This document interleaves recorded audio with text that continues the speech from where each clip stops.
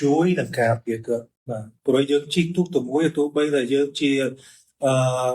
អ្នកជាស្ពានដើម្បីគាត់ជីឆ្លងមកដល់ការអាមេរិកប៉ុន្តែយើងជីកទូកទៅមួយយើងមិនបោះបង់ចោលគាត់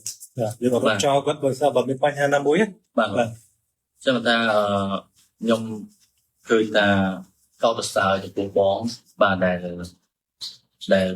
បេក្ខជនគាត់ត្រូវសម្ភាសបងមកតល់ប៉ុន្តែជាទូទៅតាមពិតបើសិនជាក្រុមហ៊ុនគេផ្សេងគេឲ្យត្រឹមបុគ្គលិកបង្រៀនបង្ហាត់ទៅបានដែរប៉ុន្តែបងឆ្លៀតបាទឆ្លៀតចំណាយថវិកាផ្ទាល់ខ្លួនដើម្បីមកវឹកហាត់បាទបង្វឹកបេក្ខជនផ្ទាល់បាទអញ្ចឹងបានយើងបងប្អូនដែលដាក់ពាក្យនៅក្រុមហ៊ុន MC បាទគឺគិតថាខ្ញុំគិតថាគួរតែមានសេចក្តីសង្ឃឹមកាន់តែច្រើនបាទទុកចិត្តបាទ